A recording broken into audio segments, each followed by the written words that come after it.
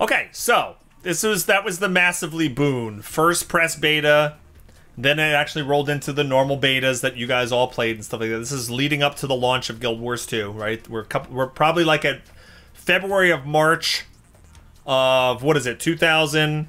When did Guild Wars come out? 2012? So we're like February, March of 2012 at this point. That wasn't the only crazy surprise that Mr. Sean Schuster, my boss at Massively, would hit me up with. Because a little while later, he hits me up probably about 6 p.m. at night on a weekday. And he's like, hey, I've got, you around? I got something to ask you. I'm like, okay, the last time he did this, I got access to the Guild Wars beta when I wasn't supposed to. So let me ask him.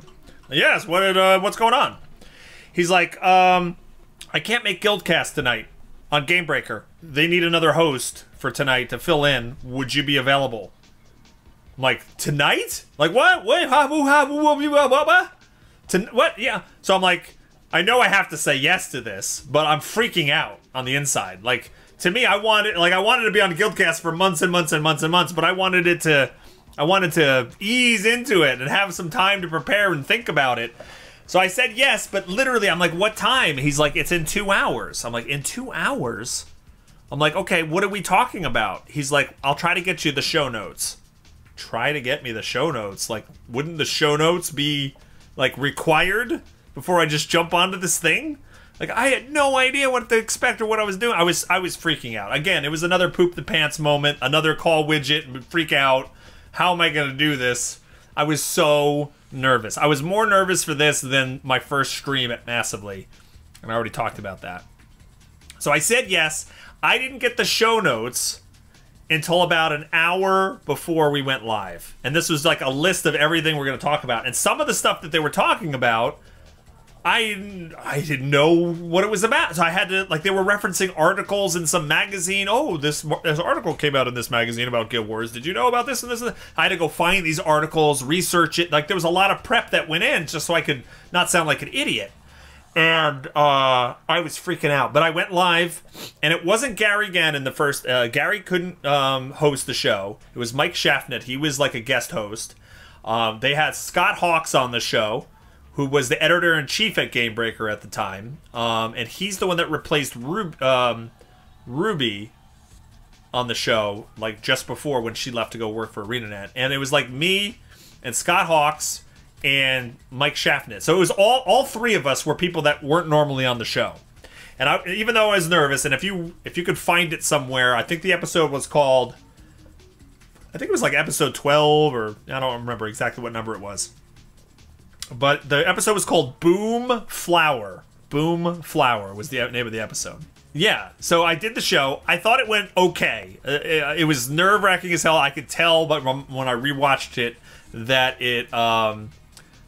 I was nervous. But like everything, you're always your own worst critic, right? If you do a stream or you make a video and you listen to it and you're like, oh, I hate the way my voice sounds. Oh, I sound like an idiot there. Like, most people watching it don't feel the same way. Most people watching it will give you far more credit than you'll give yourself. So I tried to remember that as best as I could. And in fact, I got hit up by Scott Hawks, who actually comes into our channel quite often as a subscriber here. And I got hit up after that stream. He's like, you know what? I've been, watching these shows for a while, and he's like, you did awesome for like subbing so quickly. Like, you did awesome. So he was happy with me. And I was just a guest host. So it was a one-off guest host. That's it. So anyway, I was on the show. I was like, ding, check mark. I got on Guildcast. It was a goal I set for myself like almost a year before. I'm like, I did it. Aha! I felt happy. It was over. Yay! And now back to my regular scheduled, like, not being on Guildcast. The next week, same day, around the same time, Sean hits me up. Can you be on the show again tonight? I can't make it. The same feeling, like, comes back to me. The same, like, I want to barf feeling comes back to me. Same thing happened again with the show notes. Only got the notes for the show about an hour before. Turns out, Gamebreaker wasn't overly organized with this kind of thing, and even as I became a regular host on the show, I still only got the show notes about an hour before every flippin' week. So that wasn't like a one-off thing. That was an every week thing with Gamebreaker. It was just so great to, like, get those notes, like, right before you're about to go live.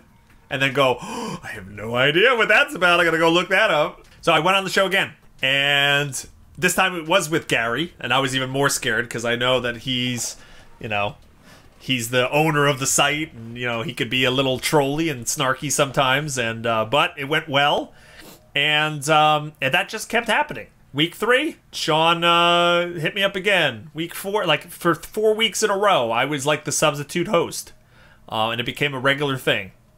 Finally, Gary reached out to me and said, you know what, Sean is not, it doesn't want to do the show anymore. He's got other things going on, blah, blah, blah. Would you like to be the regular host? One of the regular hosts. And the other hosts were going to be Scott Hawks and Elizabeth, who I worked with at Massively. She was one of the she was one of the writers at Massively. She took over the Flameseeker Chronicles for Ruby when Ruby left. And Elizabeth was now one of the hosts at Gamebreaker. And so it's going to be me, Scott, Elizabeth, and Gary doing the show. And consequently, Elizabeth now works at ArenaNet. Another person that went through a similar path as Ruby did. And that became our regular, like, I think it was Wednesday for a lot of time. That became our regular thing. Now, here's, you know how I said, like, all through this thing, I had, like, these false perceptions about things? Like, remember when I had, if I could just get to 1,000 subs on YouTube, I'll make it. You know, if I could just get a writing job at one of these gaming sites, I'll be able to pay all my bills. Like, I kept having these false perceptions. One of the false perceptions was, if I could get on Guildcast, that's going to be a huge step up in my pay, and I'm going to be able to, like, you know, start, you know, making a living on this. Well, that was volunteer work. Little did I know it wasn't a paid thing. I thought it was going to be a paid thing. Was not a paid thing. I thought, like, they record in a studio. You know, they have commercials, right? They're sponsored by Netflix and Audible. And they've got all these camera angles and really expensive cameras and monitors behind them. Surely all the hosts get paid on this. Well, no. No, there's no pay. This was stress yourself out, volunteer your time, and yeah, do your best. That was it. So yeah, that was not a paid gig. That said, my Twitter followers from Gamebreaker like exploded. That was the big thing I got from it. It's like a lot of folks followed on Twitter as a result of that, and then consequently found my YouTube channel. And still to this day, when I talk in Twitch chat, there are folks over and over and over and over again saying, you know, I found you through Gamebreaker, I found you through Gamebreaker, I found you through Gamebreaker. So, even though it wasn't paid and didn't start to pay the bills for me, I was able to grow my audience and get my name out there at least. So there we go. So crazy how less than a year before I was just sending blind emails at Gamebreaker, like, can I be your host? Can I, you know, I'd like to do the host on the show. And then as, you know, as these opportunities presented themselves and I jumped to get on the stream team and I jumped to, you know, help Sean Schuster out with the Guild Wars press thing and put videos on his channel, like I started to have a relationship with Sean, and then Sean needed a sub on the podcast. That's how I kind of got on there. It's just a really weird journey, not one that I kind of expected it to take place. We are at the spring of 2012. Okay, so we're gonna start. This is literally a couple of months before Guild Wars 2 releases. My YouTube channel starts to really grow, not only from all the traction that the Massively Guild Wars 2 beta videos were giving me, but also because the hype to the release of Guild Wars 2, you know, was really big. Everybody was looking for more information about it, and you know what? I had established myself for the past year as being one of the Guild Wars 2 content creators, so the channel kept growing and growing and stuff like that. As soon as the game released, right, August 2012, as soon as the game releases, my YouTube channel takes a dive. The views go way down. I would put out a video that I was, you know, I was getting a couple of thousand views per video at that point. That suddenly was back down under 1,000. I'd get like 500 views. A couple of lessons learned here, and this is true for Twitch as well as YouTube. You don't just keep growing, and then when you hit to a certain level, even if it plateaus and you're not growing too much, you never like make it. You never like get to a point where you just rest on your laurels and just go, That's it. You know, I'm here. I've arrived. There's going to be hills and valleys in this career. And they're going to go up and down, you know, based on the content that you're producing. And they can go up and down, you know, with a game that you play. So what I've learned is that, you know, when an expansion comes out or a game comes out that you've been heavily following, you're going to have this hype. You're going to have this, before it releases, there's all this hype. People want information. People want to see the gameplay. They want to talk about it. Once something releases, everybody's got access to that information in their own computer, right? They're no longer seeking out, you know, all of this, like the type of content I was doing. I wasn't doing, the game wasn't out yet. I wasn't doing like guides and how to do stuff. I was doing, let's talk about like what dynamic events are like and how they're different from this game or that game. And like the Tyria talk where all these like, let's bring up a topic and discuss it. Well, people weren't interested in that once the game was already out. They could play it. So the Tyria Talk videos stopped being as important or as viewed. And now it's suddenly, the whole thing changed into this, who can get the quickest guides out first? Who can get to level 80 first? And like, all right, I'm going to do this achievement guide or this dungeon guide or whatever. And I fell way behind every content creator. At this point, I'm a stay-at-home dad, right? I've got 2 small kids at home. I'm shuffling them off to preschool and soccer practice or whatever they were doing at the time, and, you know, taking care of the house and all this kind of stuff. I couldn't just play the game nonstop. And I also had a problem with my account that put me back like 12 days, right? I've told this story a bunch of times. I started the game, played for like 12 days, and had to start over, my character over again, because of an account switch-up issue. So, Matt Visual, like on day 2 or 3, he's putting out guides like how to do ore and finish your personal story. And like, it would be months before I finished my personal story. And I suddenly realized, like, I can't, like, I'm not able to compete on this level. I can't do this type of content. And I tried to fight it. I tried to do news stuff, like they would put out some news about a patch or something. I would try to be the first one out on it, and I was stressing myself out, and I was, you know, if I was working at weird hours, and I would try to push stuff out, and it was just, I was not enjoying it anymore. I felt like it was a rat race to try to get noticed and try to grow. Very weird time.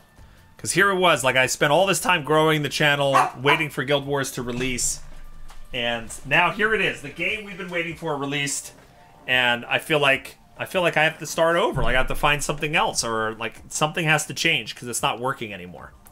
All right, the other lesson I learned at this point is you don't want your success to ride on the back of just one game. Just one game, then you rise and fall with that game.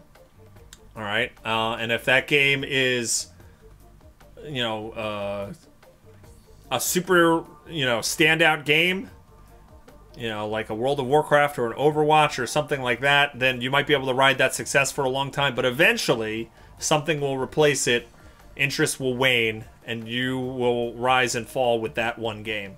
So that was the lesson I started to learn there. And it was a very frustrating time to see all my videos go south. You can watch the videos from back then. One of the guides I spent... The one guide I tried to do is the Wayfarer Foothills map completion guide. I did every, you know, waypoint, point of interest, heart, all this kind of stuff. I tried to do it with that zone. This one video took me, and I had it all annotated in the description of the video. So if you needed this point of interest, here's the timestamp for it. You click the timestamp, you got the information. Show Chad his hoodie.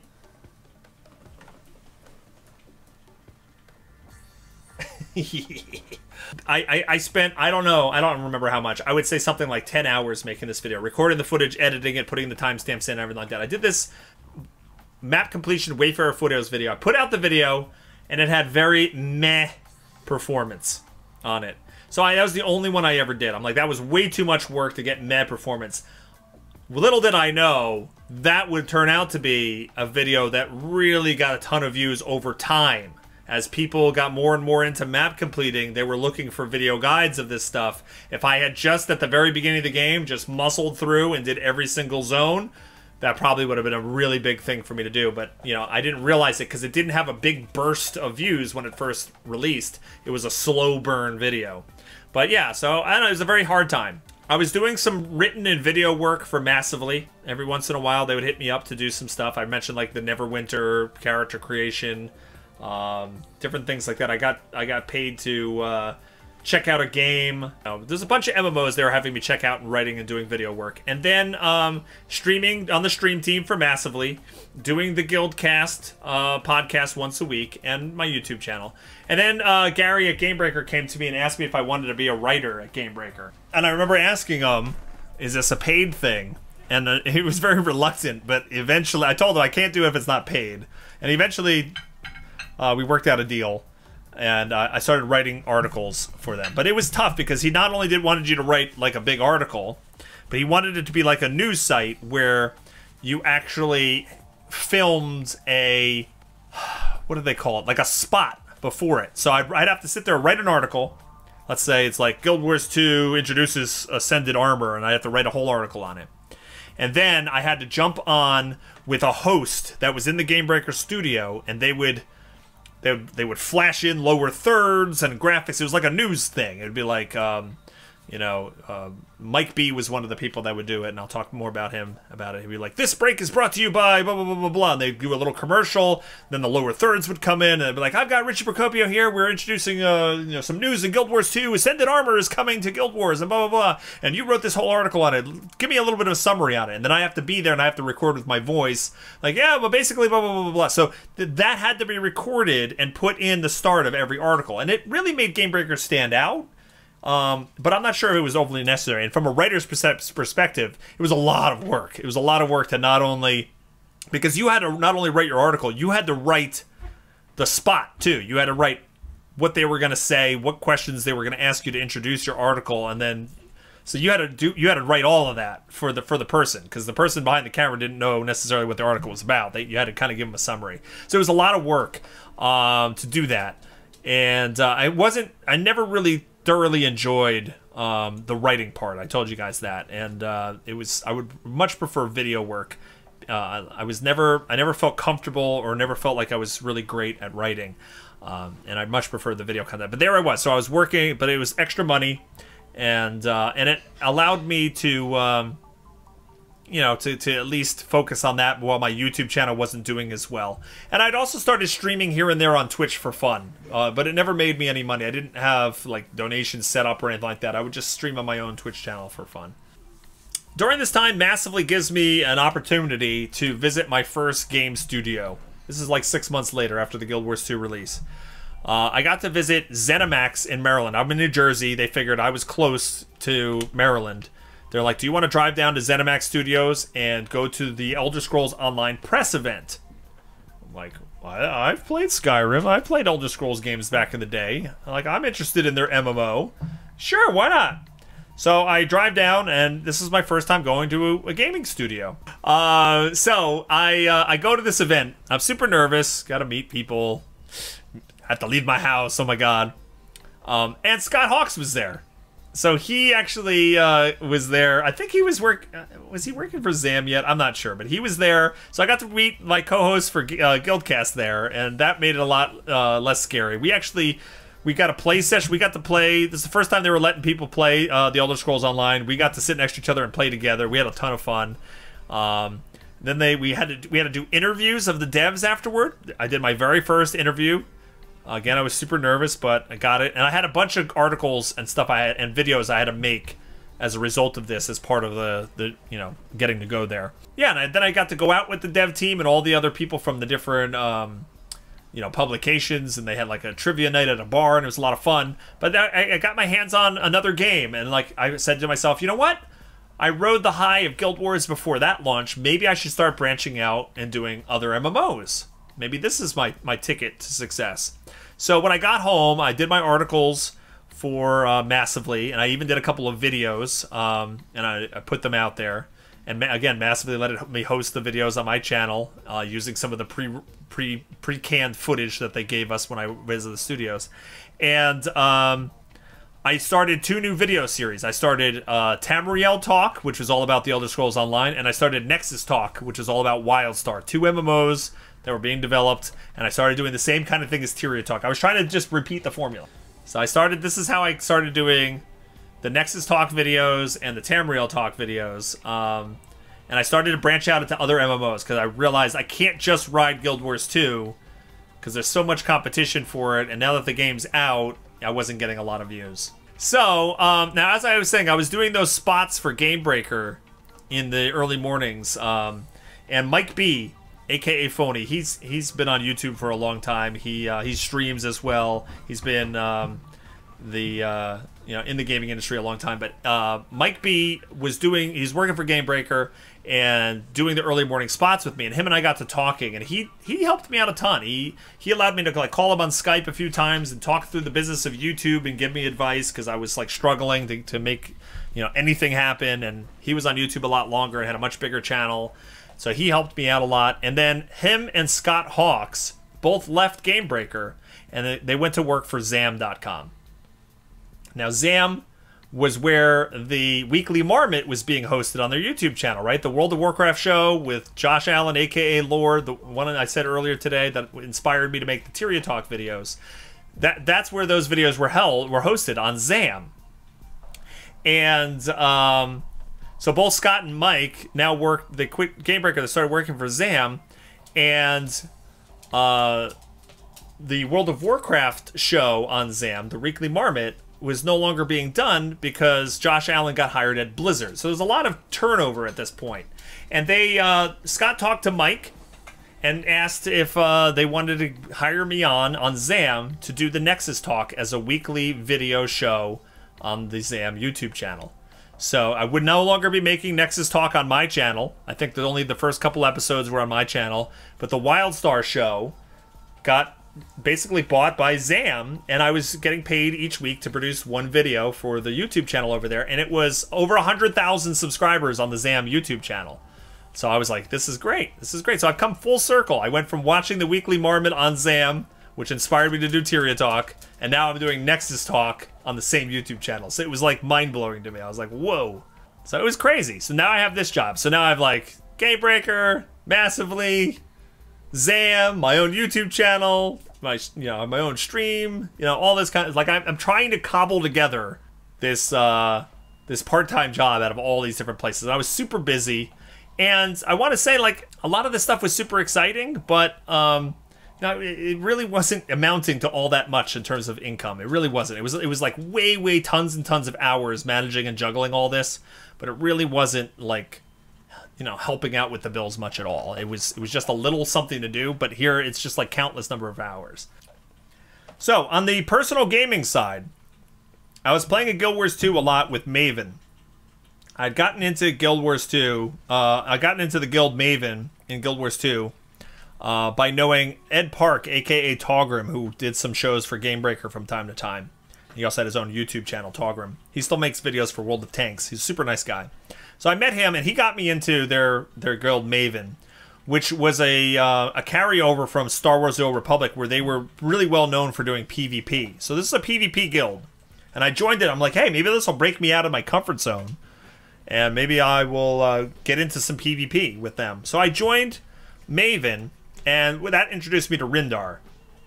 And Rindar's still the head of Maven in our Guild Wars 2 exploits. And at one point, we wanted to dabble into guild missions in Guild Wars 2 when that was all introduced. But we didn't have enough people. We didn't have enough people to, like, do the missions. We only had, like, 4 or 5, like, really active players. And most of the players in Maven wanted to do PvP nonstop. So we didn't have the folks for guild missions. And I wanted to do guild mission videos. I didn't see anybody doing guild missions videos. So I wanted to kind of do that. Like, it's kind of differentiator. So I actually put out a call on social media, on Twitter and in YouTube and Facebook. I'm like, hey, who is on NA and wants to do guild missions? So I put out a call on social media asking for folks to join us for guild missions, and I told everybody I'm going to be filming during this. Your voice, might be on the internet kind of thing, and we'll see who we can get, and we had a really pretty big response. And I also noticed that there was somebody who was commenting on every single video that I did. There would be a comment from this girl, Aurora Peachy. Every time I put out a video, there'd always be some positive, happy comment about the video. And it was not only just my videos. Like, every time there was an episode of Guildcast posted on YouTube, Aurora Peachy's name would be there somewhere. So I actually literally I think I sent her an email or a message on YouTube saying, hey, look, we're going to do guild missions together. I know you're really into Guild Wars. Do you want to join us? And we also got a whole bunch of folks who you might see in chat from time to time, or you hear about it from time to time. This is also how I met Jason. Jason Winter did Gamebreaker with me. So he joined Inks, MMO Inks. This is how Inks joined Maven and did guild missions with me. Matsta, Clouded, Fenris, Irish Dog, Age. They all kind of came out of this call to get folks into these videos so we can actually do guild missions. And that became a series that I've done for, you know, years. I did for years on YouTube. It was a piece of content that never got a ton of views, but it was different than any other Guild Wars 2 creator had out there. Nobody had like funny behind the scenes antics of their guild just playing the game and being goofy. So that's where that whole idea came from. And I wasn't able to do it without this open kind of casting call. And a lot of these folks I still interact with, like, you know, every single week, you know. But anyway, so yeah, so that's how I met Peachy. Peachy joined. That's how I met Inks. That's how I met Clouded and Age and Irish Dog and Rindar, and we just started playing Guild Wars together. We were all in Maven, and that was like the start of you know, a lot of the folks that you see that hang around the stream and stuff like that. And that was the first time I became friends with Peachy. And I think what happened with Peachy was I eventually was doing a stream leveling alts or whatever. I invited her to come onto my stream and just be a voice. Like, we would play together and just be a voice. So she was on my streams. I think we recorded a couple of videos of the Living World story. Like, she started, like, after she started, you know, being friends with me and talking to us, you know, everybody about Guild Wars 2 content and stuff. She already had a YouTube channel that she was doing, like, Nintendo playthroughs and stuff on. And then she would, like, talk about Guild Wars every once in a while. Then she started, you know, doing her own videos on YouTube, and we started collaborating a little bit, and you know, we recorded some Living World story stuff together. And then I had her do, we played through, we did Bog and the Peach plays Wildstar together. Once Wildstar came out or was in beta, we played that and put it out, and that started our collaboration. And we just work really well together. We have similar you know, goals with our communities and positivity and just being, you know, giving constructive but not like ragey feedback and all that kind of stuff. Do the guild missions again. It came down to like nobody was showing up for the guild missions videos anymore. And when we did, there would be like 5 or 6 people, and the videos were, you know, there wasn't enough funny stuff in the video because everybody was quiet. And then it also just became like another night of the week where I had something planned, and that gets like Monday nights was gonna be, you know, guild missions I had to be on for, and then, you know, Tuesday nights I have, you know, piano lessons with my son, and Wednesday nights we have raiding, and then you know, so it was like another thing like at night. I didn't want to have something at night every day, so that's kind of what happened with that.